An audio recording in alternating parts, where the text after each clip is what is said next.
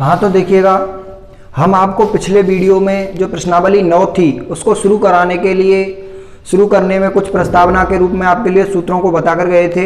और आज हम इस वीडियो में जो हमारी प्रश्नावली 9 है, इस 9 प्रश्नावली का जो दूसरा वीडियो है, इसमें हम आपको प्रश्नावली 9.1 को हल कराने जा रहे हैं। तो देखिएगा, जो 9.1 है, जो 9.1 प्रश्नावली है, इसमें जो पहला प्रश्न है वह कह रहा है PQRS के मान ज्ञात करो। तो हमें इसमें PQRS के जो निर्देशांक है वो ज्ञात करने हैं। तो P बिंदु है वो यह रहा, Q बिंदु यह रहा, और R बिंदु और S बिंदु, ये चारों बिंदु हमारे लिए एक ग्राफ में दिए हुए हैं। इस ग्राफ को मैंने बोर्ड पर बना लिया है। अब देखिएगा, इसमें P का मान P और Q और R और S, इन सभी के निर्देशांक हमें लिखने हैं। हम छोटी क्लासों में 9th क्लास जो पिछली क्लास है उनमें पढ़ चुके हैं कि सबसे पहले हमारे लिए x का मान आता है और उसके बाद y का मान आता है। जो x है उसका मान पहले आता है और y का मान बाद में आता है, भुज और कोटि। अब देखिएगा, P जो बिंदु है इसमें x का मान क्या है, तो P बिंदु पर x का मान 5 है और y जो y है उसका मान जो हमारा है 3। तो इसके जो निर्देशांक हो गए 5,3। इसी प्रकार से Q है, Q पर जो Q है इसमें x, y इसी प्रकार से होगा, लेकिन जो x का मान है वो -4 है और जो y का मान है वो 6 है। जो y का मान है वह 6 है, क्योंकि जो x के मान होते हैं वो ऊपर की तरफ प्लस के होते हैं, तो इसलिए इसका ये दूसरे क्वाड्रेंट में है, यह प्रथम क्वाड्रेंट में है, ये सेकंड क्वाड्रेंट में है। अब देखिएगा Q जो P है, P का हो गया, Q का हो गया। अब देखिएगा R का, R जो हमारा है यह तीसरे क्वाड्रेंट में स्थित है और यहाँ पर जो x का मान है, यहाँ पर भी x, y होगा और जो x है उसका मान -3 है, x का मान -3 हो गया और जो y है उसका मान हो गया -2। इसी प्रकार से s है, जो s है उसमें सबसे पहले हमारा x, y आएगा, x का मान आएगा और जो x का मान है वह है 1 है और जो y का मान है, जो y का मान है हमारा 5 है, -5।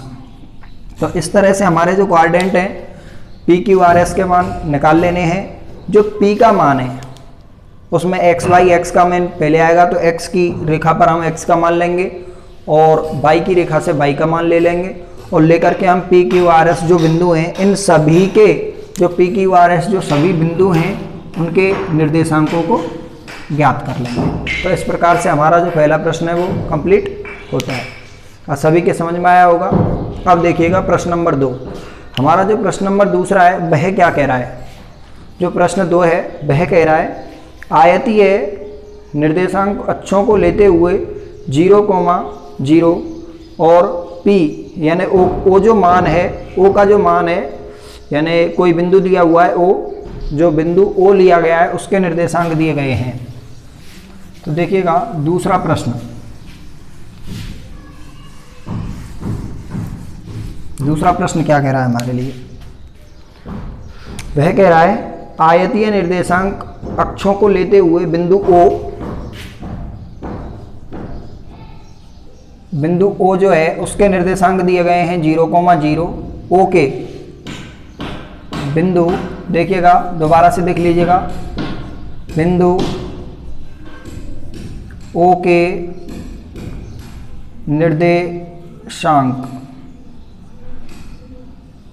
जो बिंदु O है उसके निर्देशांक लिए गए हैं 0,0 और जो आयतीय निर्देशांक हैं ये आयतीय निर्देशांक, आयतीय निर्देशांक हैं। अब देखिएगा बिंदु O जो है उसके हम ये कह सकते हैं कि जो 0,0 है P, इसी प्रकार जो P के निर्देशांक हैं वह दिए हुए हैं हमारे लिए 3,0। जो P का निर्देशांक है वह रखा है 3,0 और Q का जो निर्देशांक R का जो निर्देशांक है R बराबर 0,4 और इसी प्रकार से हमें Q के निर्देशांक ज्ञात करने हैं, Q के निर्देशांक ज्ञात करने हैं। तो देखिएगा हमारा जो दूसरा प्रश्न है वो ये कह रहा है कि हमारे लिए आयतीय निर्देशांक दिए हुए हैं। आयतीय निर्देशांक में बिंदु O P Q O P R इन सभी के निर्देशांक तो हमारे लिए दे रखे हैं, लेकिन हमारे लिए क्यू का निर्देशांक पूछ रहा है। तो इसी प्रकार हमको ये हम सभी जान रहे हैं कि आयतीय निर्देशांक है, इसका मतलब आयत का निर्माण कर रहे हैं। तो देखिएगा इसमें किस तरह से होगा, मैं इस ग्राफ से इसी ग्राफ की सहायता से आपके लिए इस प्रश्न को कराने जा रहा हूँ। तो देखिएगा हमारा पहला बिंदु है 0,0, ये हो गया। तो ये बिंदु हो गया हमारा O, ये हो गया O, आपके समझ में आया होगा, मूल बिंदु होता है ये। इसी प्रकार जो P बिंदु है वह है 3,0, जो अपन का x का मान है वह 3 है, तो ये रहा। और उसके बाद जो हमारा y का मान है, तो x का मान हमारा 3 और y का मान जो है वह हमारा 0 है। तो ये जो बिंदु हो गया ये P, ये जो बिंदु हो गया ये हो गया हमारा P, O हो गया, P हो गया। दोबारा से देख लीजिएगा, x का मान 3 है और y का मान क्या है अपन का 0 है, तो y का मान 0 यही होगा। अब देखिएगा आगे r जो है, r का मान हमारे लिए दे रखा है 0,4, अर्थात x का मान जो है वह 0 है और y का मान है वह 4 है। तो इस बिंदु पर होगा, वो इस बिंदु पर होगा, यानी हमारा जो बिंदु है, यहाँ जो बिंदु है ये होगा r। हमारे लिए ज्ञात कौन सा करना है, Q बिंदु। अब एक बात बताइए कि ये जो रेखा है इस प्रकार से जब खींचेंगे हम, तो ये इस प्रकार से कहाँ पर मिले कि ये बिंदु कहाँ पर हो कि एक आयत का निर्माण करे, यह बिंदु कहाँ पर हो कि यह एक आयत का निर्माण करे। तो देखिएगा आयत का निर्माण हमें करना है, तो आयत के लिए हमें जो x का मान होगा, जो x का मान होगा वह हमें यहाँ पर लेना होगा p के बराबर। जो x का मान है वो p के बराबर लेना होगा, और जो y का मान है, जो y है उसका मान हमें किसके बराबर लेना होगा, y का जो मान है हमें इस बिंदु के बराबर लेना होगा, इस बिंदु के बराबर, और ये। तो इस प्रकार से एक आयत का निर्माण होता है, और जो y का मान है वह हमें r के बराबर लेना होगा। दोबारा से देख लीजिएगा, हमें x का मान निकालना है, तो x का मान हमारा p के बराबर होगा, और जो y का मान है वह हमारा r के बराबर, जो बिंदु r है उसके बराबर होगा। तो जो r है उसमें r जो है, बिंदु r है उसमें y का मान जो है, यानी r में y का मान जो हमारा है वो 4 है, और जो x है, जो x है जिसमें p में जो हमारा मान है वो दे रखा है 3। तो इस प्रकार से इन की सहायता से हम ये लग सकते हैं कि कोई भी निर्देशांक, यदि हमारे लिए 3 निर्देशांक दिए हुए हैं और 3 निर्देशांकों में चौथा निर्देशांक हमें ज्ञात करना है, तो आलेख की सहायता से, आलेख की सहायता से x बराबर 3 और y बराबर 4, अर्थात जो मान होगा ना हमारा Q का जो मान होगा वो 3,4 होगा, तभी ये निर्देशांक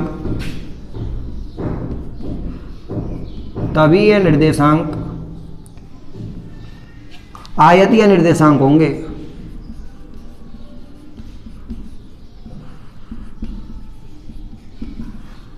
तो इस प्रकार से हमारा जो दूसरा प्रश्न है वो हल होगा। कुछ नहीं करना है, ये आयतीय निर्देशांक हैं। आयतीय निर्देशांक में 3 बिंदु हमारे लिए दिए हुए हैं। हमने 3 बिंदुओं को आलेख पर निरूपित किया है, और निरूपित करने के बाद हमने एक आयत बनाया, और आयत बनाने पर हमें एक बिंदु प्राप्त हुआ जिसको हमने Q कहा, और इस Q बिंदु के हमें निर्देशांक प्राप्त हो गए इस आलेख की सहायता से। तो इस प्रकार हमारा जो दूसरा प्रश्न है वो हल होता है। तीसरा प्रश्न देखिएगा। तीसरा प्रश्न कह रहा है हमारा, हाँ जी, दूसरा प्रश्न जो था ये हमने इसमें नहीं कराया है, क्योंकि जो दूसरा प्रश्न है उसमें सिर्फ निर्देशांकों की स्थिति को बताना है। 1,2 तो 1,2, एक ये हो गया, 2 हो गया, यहाँ हो जाएगा। तो इस प्रकार से हमारा जो ये प्रश्न है ये तीसरा है, ये हमारा जो प्रश्न है ये तीसरा है। जो दूसरा प्रश्न है वो हमारे द्वारा इसलिए नहीं कराया गया है क्योंकि जो ये आलेख है इसमें ही मैं आपके लिए इसको बता देता हूँ। प्रश्न नंबर दूसरे को, हमारा जो दूसरा प्रश्न है ये मैंने जो कराया है ये तीसरा है, ये जो प्रश्न है यह तीसरा है। अब देखिएगा जो दूसरा बिंदु है, दूसरा प्रश्न है उसमें क्या दे रखा है।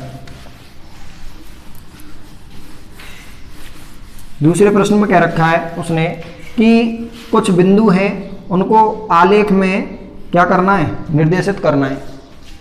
जैसे 1,2 तो 1 यहाँ हो गया, 2 यहाँ हो गया, ये हो गया, तो ये बिंदु हो गया। इसी प्रकार -1 ये हो गया और प्लस का 3 यहाँ हो गया, तो ये बिंदु यहाँ हो गया। इसी प्रकार से -2 ये हो गया और -4 बिंदु ये हो गया। -2 और -4 3, -2 3 तो हमारा प्लस का इधर हो गया और उसके साथ माइनस का 3, -2 तो ये बिंदु यहाँ हो गया, क्योंकि 3 और यहाँ। इसी तरह से ये जो बिंदु हैं यहाँ पर मिल रहे हैं। अब देखिएगा इसी तरह से 2,0 2 यहाँ है, x और 0 ये बिंदु हो गया। और इसके बाद 0,3 0 बिंदु अर्थात जो y है उसमें y का मान अपन को 3 लेना, तो यहाँ हो गया। इस प्रकार से जो दूसरा प्रश्न वह भी हल हो सकता है। निर्देशांकों को कुछ नहीं करना है, इस तरह से डिनोट करना है या फिर जमाना है। अब देखिएगा अगला प्रश्न, प्रश्न नंबर 4 है। बिंदु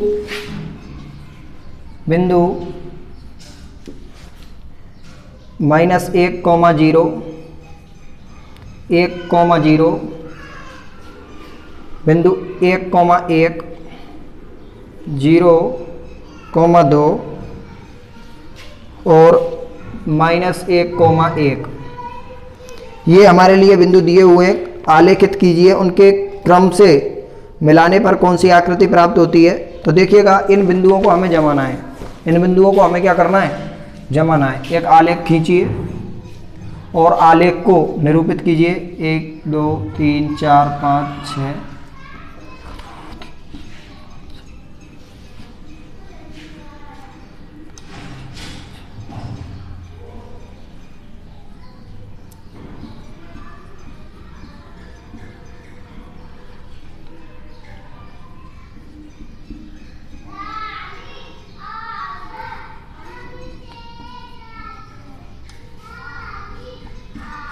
तो देखिएगा हमने जो x है, x अक्ष पर और y अक्ष पर जो निर्देशांक है उनको डिनोट कर लिया है।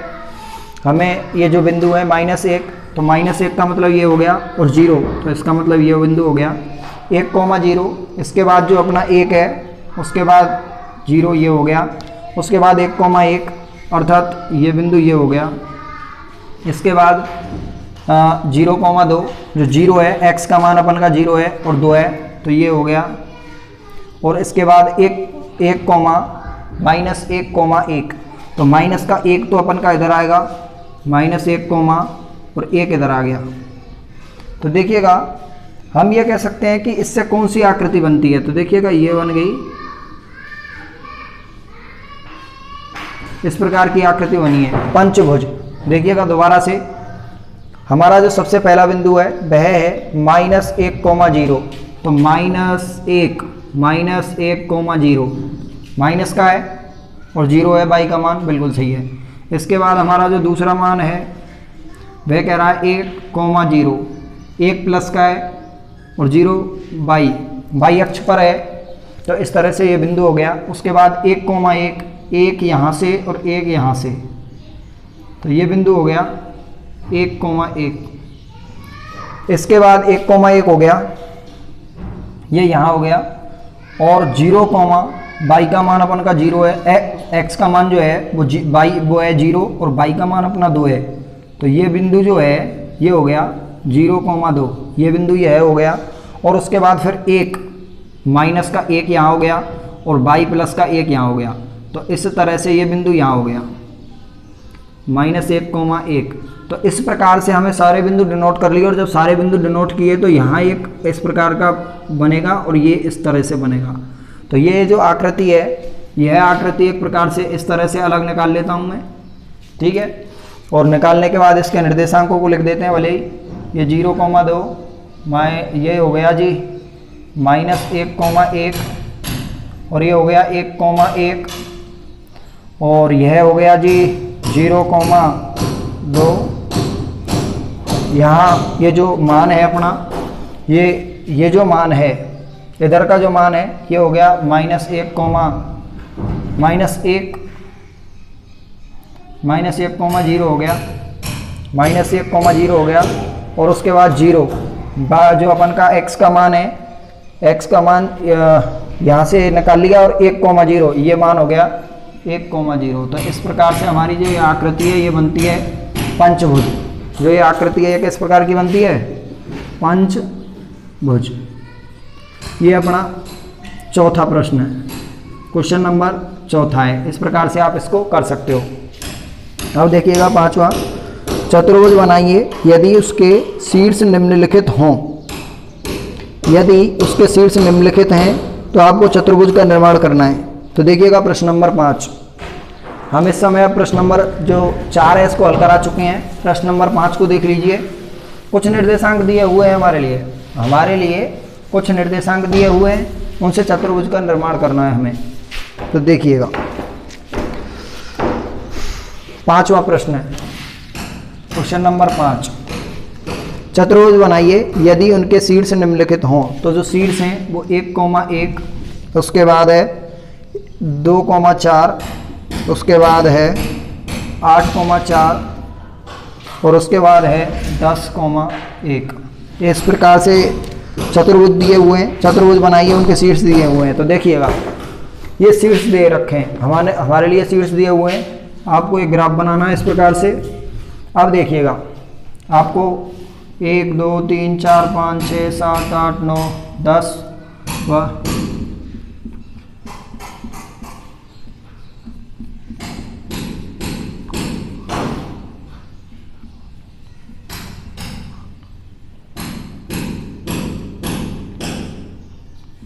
इस प्रकार से हमें 10 डंडे खींच लेने हैं। ये हमारा x का मान हो गया, ये हमारा y का मान हो गया। क्योंकि इसमें अधिकतर संख्या जो अपनी x का मान है वो 10 दे रखा है, तो हमने सभी x और y अक्ष दोनों पर ही 10-10 मान ले लिए हैं, ताकि हम जो चतुर्भुज है उसका निर्माण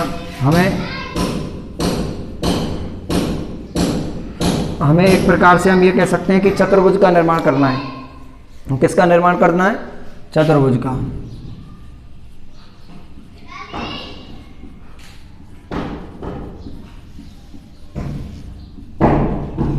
तो देखिएगा 1,1 का मतलब ये हो गया 1,1 हो गया 2,4 1,1 2,4 2 ये हो गया, और y का मान अपना 4 ये हो गया। इसके बाद 8,4 1 2 3 4 5 6 7 8 ये 8 हो गया, और इसके बाद जो 4 है ये हो गया यहाँ, और इसके बाद 10,1 जो अपना 10 है ये हो गया, और 10 है। देखिएगा दोबारा से 1,1 जो था वो अपना कहाँ था? 1 जो x का मान है 1,1 यहाँ हो गया है ना, और उसके बाद 2,4 है वो यहाँ हो गया, 8,4 है तो 8,4 यहाँ हो गया, और 10,1 तो जो 10 है उसका बिंदु ये हो गया। तो हमने इस प्रकार से एक रेखा खींची। दोबारा से देख लीजिएगा, दोबारा से देख लीजिएगा। हमें 1 2 3 4 5 6 7 8 9 10 1 2 3 4 5 6 7 8 9 और 1 10। देखिएगा हमने फर्स्ट क्वाड्रेंट में एक निर्देशांकों में एक भी माइनस का नहीं है, प्लस प्लस के हैं। मैंने आपके लिए बताया था कि प्लस प्लस यदि आता है तो वो फर्स्ट चतुर्थांश में, जो फर्स्ट चतुर्थांश होता है, फर्स्ट क्वाड्रेंट होता है, उसमें आता है। तो मैं ये कह सकता हूँ कि इसमें सबसे पहले 1,1 तो 1 x का मान यहाँ, y का मान 1 इस तरह से यहाँ आया, और 2,4 ये यहाँ आ गया, 2,4 यहाँ आ गया। उसके बाद 8,4 यहाँ आ गया। देखिएगा 8 ये रहा और 4 ये रहा, और उसके बाद 10,1 ये जो 10 है उसका ये हो गया। तो मैं इनके मान रख देता हूँ 1,1 2,4 8,4 10,1। इस प्रकार से हमारा जो ये चतुर्भुज है ये किस प्रकार का चतुर्भुज हुआ?